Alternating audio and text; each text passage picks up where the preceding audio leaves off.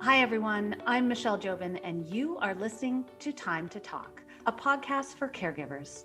This podcast is dedicated to helping family caregivers in Ontario. Through expert tips and resources, you will gain knowledge and validation for the ups and downs that come with caregiving. More importantly, you'll learn that you're not alone. It's so important to take this time for yourself. We're glad you're here. Today, we welcome Michal Goldstein, a returning guest on the podcast. Michal joined us on season 1 to talk about maintaining a healthy mind while caregiving, and we're so happy now to have her back to discuss strategies for navigating love and care. Michal is a seasoned professional specializing in the impact of illness and caregiving on intimate partner relationships. With over a decade of expertise, she explores unique aspects of this experience, shedding light on the challenges caregivers face in losing a partner and maintaining a healthy relationship with the care recipient. Michal, we're so happy to have you here today. Thank you for being on the podcast. Really excited to be here today. And I'm so happy to have the opportunity to talk about intimate partner caregiving. I became really passionate about this topic over the last few years, just seeing a lot of patterns in the challenges from the clients that I was seeing within this population. And I feel it's a topic that we really need to, bring to the forefront.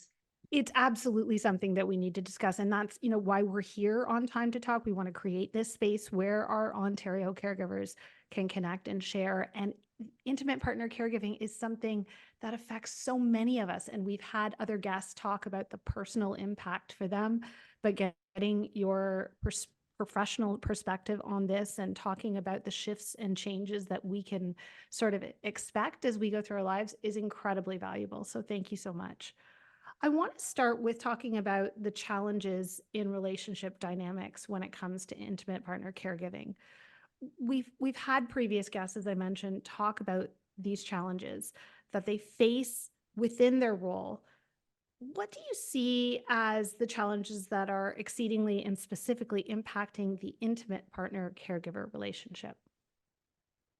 Yeah. So as you said, like you've spoken to a lot of professionals and caregivers on the show, and I'm sure, some of the common themes that you've heard about are the exhaustion and the burnout and the resentment that builds up for caregivers in general, and also, very specifically within the intimate partner caregiver relationship. What I'm seeing in terms of the aspect of caregiving that really impacts this relationship is the complexity of the grief and loss that occurs when illness strikes your partner, right? If you think about it, Michelle, you fall in love with your partner and you plan a life together. And this life is based on the qualities and, the personality that the person has and what you enjoy doing together and how they want to live their life. But then when illness comes into the equation, all of that changes. So many of us, when we make, whether it's, an official marriage or any type of relationship, we go into this thinking of who our partner is and who they're going to be and how our life is with this. And we sort of talk about the concept of for better or for worse or for sickness or in health, depending on sort of how that works from culture to culture. But we don't necessarily always really mentally prepare for the inevitability that someone might not be well. Right. And not at all, right? It's so hard to prepare for that. And the challenge here is that, like, if it only changed once, right? Like illness strikes and then it changes, and then we only need to make one adjustment and like realign ourselves with that. That's one thing. But the complexity of the grief here within this relationship is that most often with illness, this deterioration is increasing in severity, right? And with every crisis, medical crisis or relationship crisis, the severity of that or the change continues. So there's this constant loss that's occurring within the relationship where you need to now adapt to, okay, what's different now? Like what's different this month, right? And I think that's what I've been seeing with my clients is really one of the biggest challenges for them in adapting. We touched on this a little bit, but what are some of the preconceptions that people have about marriage or any sort of, long-term intimate partnership that act to further enhance these challenges in the caregiver dynamic once you find yourself in this situation? Right. So people often forget that the challenges that you had before in the relationship, they don't just go away because, illness comes into the equation, right? So if you are having, challenges in the relationship in terms of how we manage money, how we manage the children, like how do I like to spend my time versus how you like to spend your time, that doesn't go away just because new challenges come into the mix, right? So, there's a misconception here that like, okay, this is the only thing we're dealing with now, right? And I Yeah. find that a lot of that's sort of like the coupling that happens with the challenges in intimate partner relationships that's a bit different here.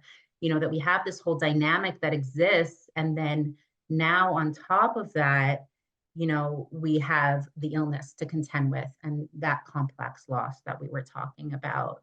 Um, the other piece that I think is, an important misconception about marriage is, and I think this is with all marriages, like it's a misconception that happens, right? Is this concept of like, a 50-50 split. Like here we are in this relationship and okay, I'm going to take on 50% and you're going to take on 50%, and that's how we're going to manage things, right? And it's like such a misconception because like the Yeah. Is it ever reality, that way? I don't think so. And, Yeah. I love something I heard from Brene Brown. I don't know if you've heard this before, but she speaks about it. I saw it personally in a video interview she did about this concept of a floating percentage. And what she talks about is how her and her partner have this daily check-in, right? Like they get home from work or in the morning or whatever it is. And they're like, here I am. Okay, I've got 30% today. Like this is all I got, right? And maybe her partner will be like, I've got a solid 15, right? So what do you do then? You've got 45 between the two of you, not 100%, right? So he was saying in the interview that the two of them sit down and they'll come up with a plan on how do we compensate for that remaining amount, right? And I Mhm. think that it's really a transformative realization for caregivers that, whatever was before in terms of this split, maybe you were of those lucky few that have this, even 50-50 dynamic that happens. But whatever has changed in the relationship, we need to really readjust our expectation in terms of what is that final number going to be, right? Like Mhm. it might not be 100%. And so sitting down and being able to talk about that either with your partner if they're cognitively able or with another support for yourself and figuring out how am I going to compensate? How am I going to fill the gap in what's left after what my partner can contribute and what I can contribute to the relationship at this. Caregiver coaching is a professional one-to-one relationship between a coach and a family caregiver. A caregiver coach may help to support you with challenges like feelings of burnout, setting limits, grief and loss, and other common challenges that caregivers face. The Ontario Caregiver Organization coaches have various professional backgrounds in health and social services, such as system navigators and health educators. They also have firsthand experience as a caregiver. They get it. This program is a limited eligibility-based service. To learn more about the Ontario Caregiver Organization's caregiver coaching program or to see if you're eligible, visit ontariocaregiver.ca. And now, back to our episode. Today demands of caregiving, which are in some cases really huge. So how does that further impact this dynamic? So I think what happens is that when you have a partner and the relationship, like the general role of the relationship is, intimacy and closeness and connection and partnership, right? But when you become a caregiver, so much of the relationship takes on a more of like a parent-like role. Mhm. And I think it's, these day-to-day demands really cause that to shift, right? Because if I'm physically taking care of my partner on a day-to-day basis, that really feels more like a parent-child role than it does a partner role. There isn't that, reciprocal giving and sharing and more equal, if not equal, right? More Right. equal type of giving. And I think that's really um, what's mostly impacted by those day-to-day interactions. So intimacy is a big part of these relationships. So when we look at sort of once we're in the space where one partner is caregiving for another and talking about those intimate connections, how is intimacy in the relationship impacted by all of these challenges and the dynamics of caregiving day to day? It's obviously all, this parent-like role is not really conducive to intimacy in the relationship, right? Not so much, no. Yeah, no. So, I think that like starting to talk about intimacy, I think the first thing that's really important for caregivers and their care recipients to think about if they're able is, just the physical implications of the physical illness or the mental health challenge or the cognitive impairment, depending what's, obviously impacting their partner, but how all of this just really practically affects their partner's sexual health, right? Like Mm. that, we have to think about that. And we have to get a really good understanding of that because when it comes to like the sexual aspect of intimacy, there's a number of factors that work together here to make things work. And we have to be aware that interest in the intimacy is connected to so many different aspects of functioning. So there's, the emotional health aspect and how interest is impacted by that.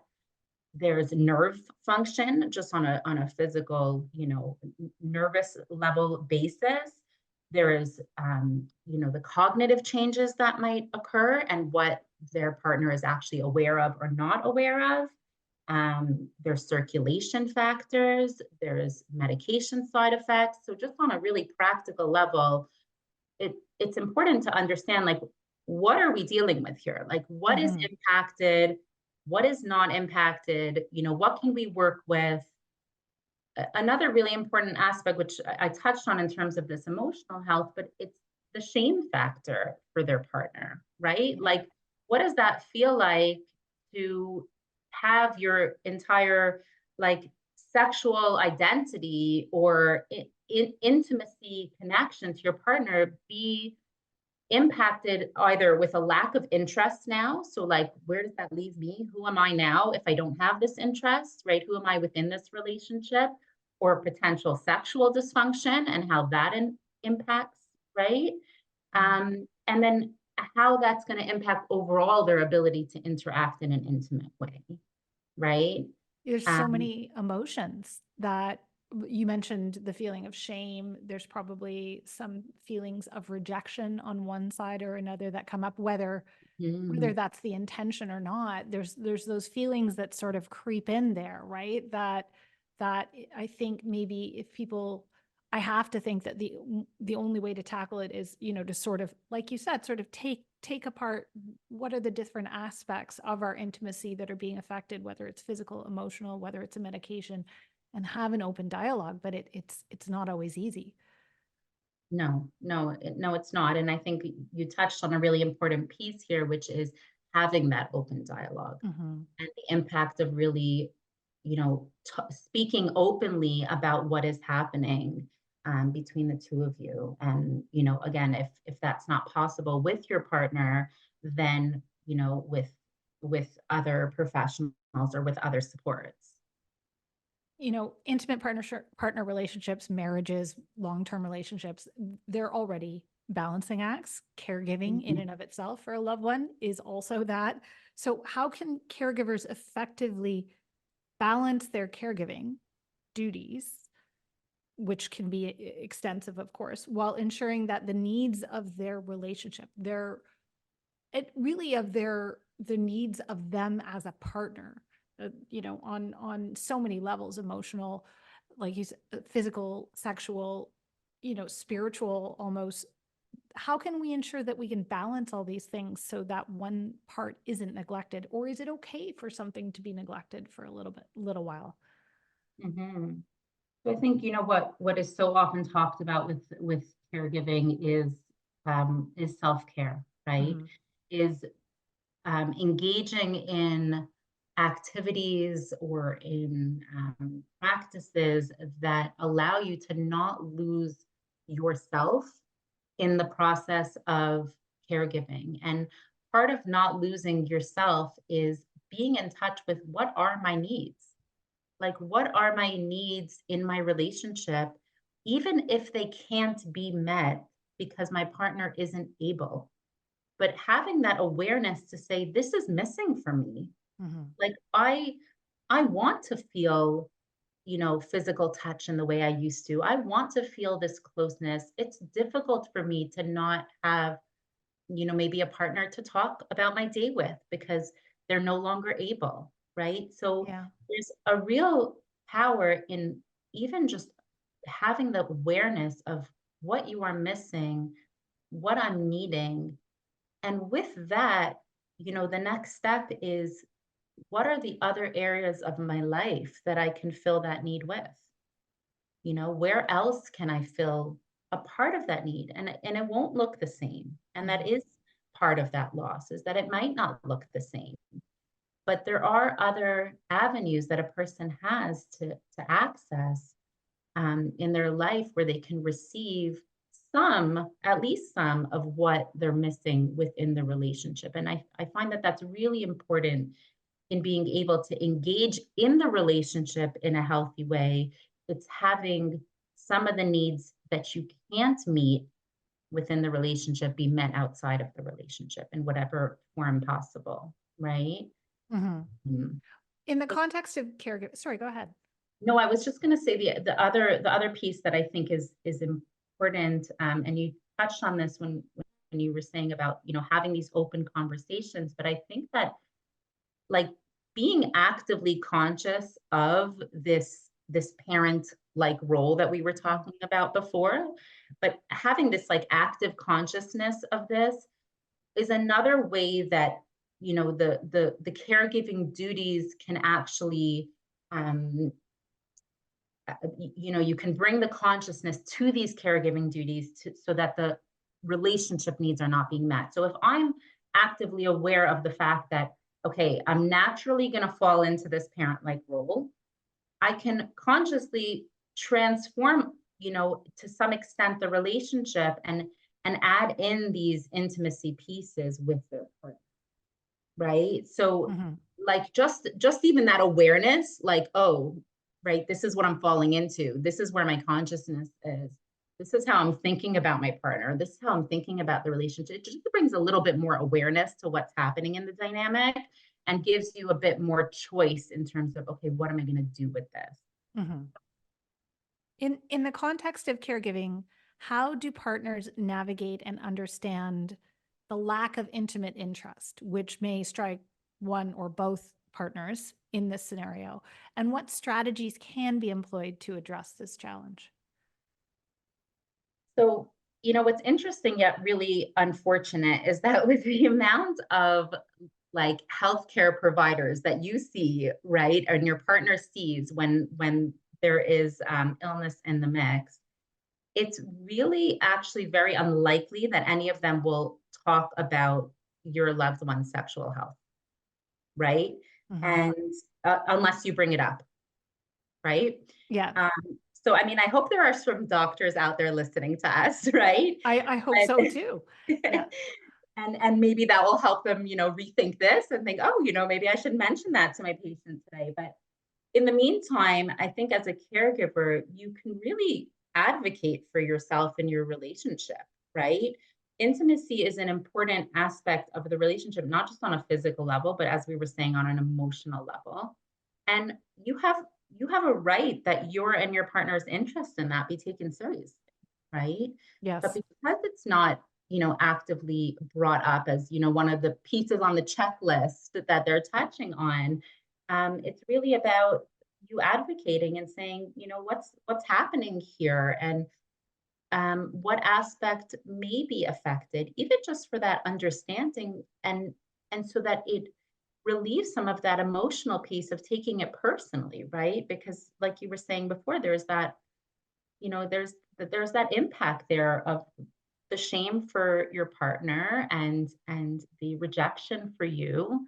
And so understanding like, oh, here's the medical piece behind this. I find it's really empowering and gives you a bit more authority over this.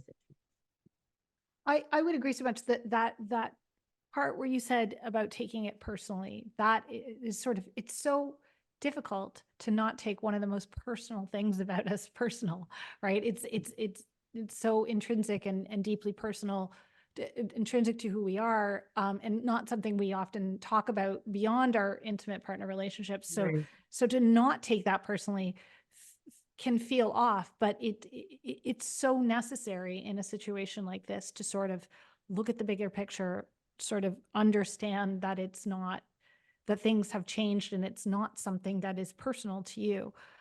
It is circumstantial, and Yeah, affects both partners. I think that a new diagnosis requires a new relationship to be formed between partners, right? That's a great way to Um, look at it. Yeah. yeah, like part of that complex loss and grief that we talked about before is grieving the loss of the relationship that you had before with your partner, but that actually allows you to potentially build a new relationship with them, right? Yeah. Because a lot of what was taken for granted or what was part of the system of your relationship, a lot of that's dissipated now, right? um, Yes. and that's not unusual for relationships in general, right? Like over time and as you grow together and as things change, people do sometimes grow apart in terms of their interests or their preferences, and good communication and relationship skills requires you to take a new look at that and see, like, to get a bit creative maybe sometimes in terms of like, what can I now fall in love with about my partner because they've changed so much or I've changed so much, right? It's such an excellent point. And it's almost, I mean, if you're in a long-term relationship, there are different stages that you go through um, along the way. And it's almost as if this is something we all need to think before we're in a caregiving situation. We all need to think about being flexible with those different stages of our relationship with our partner to sort of, like you said, how do we continually fall in love with who they are now? Not necessarily on the day that you met them or the day that you fell in love with them originally, but Right. who are they now? Because that is ideally part of the commitment that we're making, right? Right. And like, I do want to acknowledge for, specifically for caregivers, that sometimes what you are seeing in your partner can be really difficult. Like, depending on the cognitive decline, this could Mhm. be really challenging to, like, find new qualities that you just adore, right? There's some significant behaviors that some caregivers might experience Of that become course. really difficult to just live with the person, let alone, love them and foster a close relationship. So, what I would say, and I've had many clients that I've worked with along these lines, and I think what's helpful there is to challenge yourself to focus maybe not on the person themselves, but on the meaning of the relationship for you. So, Mm. like, what is the meaning of this partnership? What is the meaning of, you know, what is the meaning for you on being close and intimate with your partner, despite their challenges, despite what you're seeing? What gives you this sense of meaning and fulfillment within the relationship? I think that that's a refocus that can help you look at your interaction with your partner a bit differently. Caregivers say they need respite, mental health support, and peer support. However, 1 in 3 caregivers are facing barriers to accessing these services. The Ontario Caregiver Helpline is here to help. It is a one-stop resource for information and referrals connecting caregivers to the support they need. Contact us at 1-833-416-2273. That's 1-833-416-CARE. Or use the online live chat at ontariocaregiver.ca to see what supports are available to you. And now, back to our episode.